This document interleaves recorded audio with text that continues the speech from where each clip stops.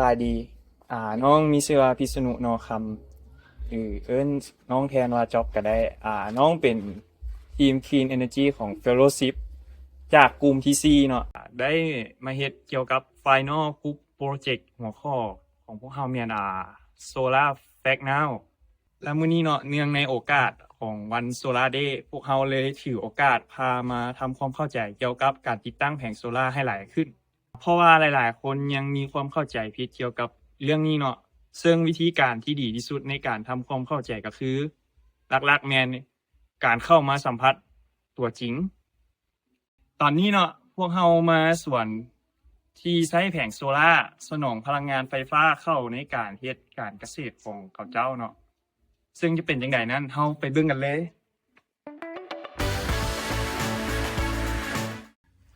สบายดีคอยซื้อแอนนาดวงดาราคอยแม่นสมาชิกของ Clean Energy Fellowship ซึ่งว่ามื้อนี้กลุ่ม4กลุ่มของพวกเรากำลังเฮ็ดโปรเจกต์เกี่ยวกับincreasing awareness เกี่ยวกับโซลาร์ซึ่งว่าเราจะมาสัมภาษณ์ครอบครัวของเอ้ยเป็ดรบกวนเอ้ยนำเสนอเกี่ยวกับฟาร์มของเอ้ยได้จ้ะก่อนอื่นก็แนะนำตัวเองเนาะ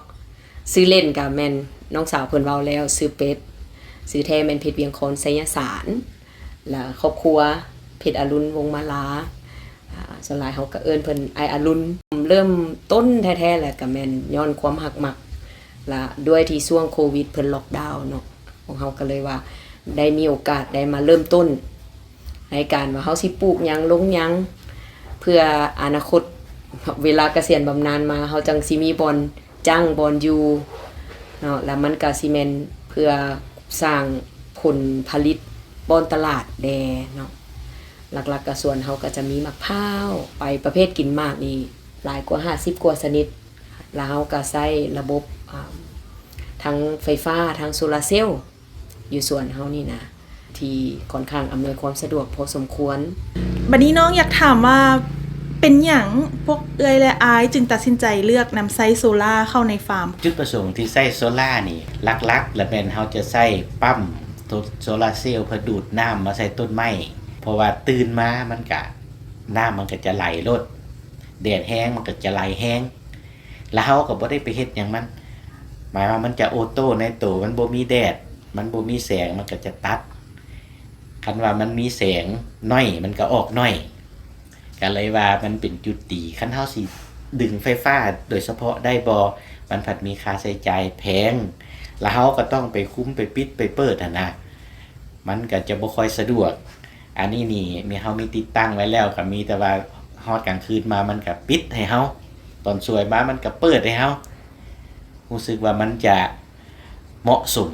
ทำอิฐก็ใช้เครื่องเดียวเนาะใช้ทดลองเบิ่งก็เห็นว่ามันค่อนข้างว่ามีผลประโยชน์หลายก็เลยใช้มาปัจจุบันนี้ใช้3เครื่องมันก็เพียงพอสำหรับส่วนเฮาน่าสนใจหลายที่ไอเว้ามาเกี่ยวกับการนำไซโซล่าอยู่ในฟาร์มของไอเนาะน้องมีคำถามว่าภายหลังที่ว่าไอไซมาไอสังเกตว่ามันมีข้อดีและก็มีข้อเสียแนวใดในการไซโซล่าอยู่ในฟาร์มของไอพวกไอใช้ตัวระบบโซล่าบัดนี้ก็เป็นปีที่4แล้วเนาะข้อเสียของการใช้ระบบโซลาร์เซลล์นี่ตอนนี้ยังบ่เห็นเถื่อยังบ่เห็นว่ามันสิมีข้อเสียอยู่ไสเพราะว่าจุดประสงค์หลักๆเฮาละแม่นใช้โซลาร์เซลล์ปั๊มน้ำเพื่อมาใส่ต้นไม้ตอนสวยส่วนกลางคืนเฮาก็ใช้ไฟฟ้าหุงอยู่แล้วเนาะคิดว่าคันเป็นข้อเสียมันก็อาจจะเป็นเฮาใช้บริการบริษัทใดที่มาติดตั้งโซลาร์เซลล์หลายกว่าเพราะว่าตอนนี้พวกอ้ายก็ใช้2เจ้าเนาะเวลาใส่ตัวจริงนะเจ้าทำอิฐจะแม่นเขาวันแบบลักษณะว่าลูกค้าเขาหลายบ่เฮามีปัญหาบอกกับเจ้ามาเบิ่งให้เขาก็บ่มาสินะอ้ายก็จะเป็นต้องเปลี่ยน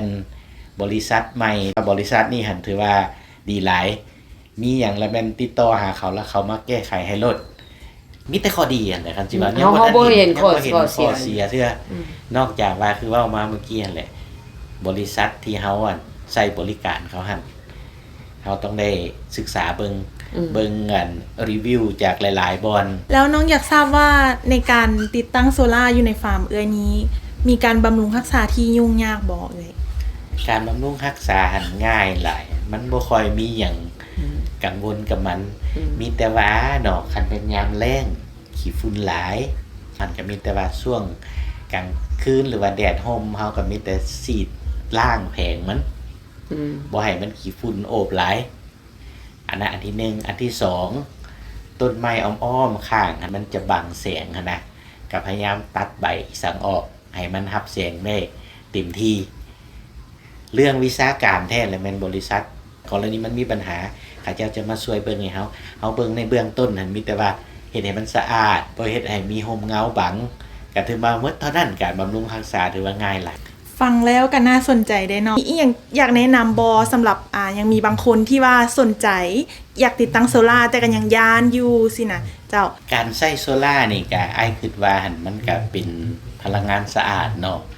บ่มีไฟฟ้าก็ใช้ได้หมดคือปัจจุบันนี่ก็หลายคนแล้วแหละที่พวกอ้ายแนะนำไปคือพวกอ้ายเองก็สิติดตั้งเพิ่มสิขยายไปตลอดว่าซั่นต่อไปเพราะว่าเห็นคุณประโยชน์ของมันแล้วก็พวกน้องๆเขาเจ้าก็มาเบิ่งบทเรียนนำแล้วเขาเจ้าก็นำไปติดตั้งก็หลาย ขอบใจเอ้ยเป็ดและก็ไออารุณ จ้า ที่ว่า ขอบคุณจ้า ให้ข้อมูลเกี่ยวกับโซลาร์เซลล์ให้พวกน้องเนาะขอบใจหลายๆเจ้า โอ้ยยินดีเด้อ ความยินดีเจ้า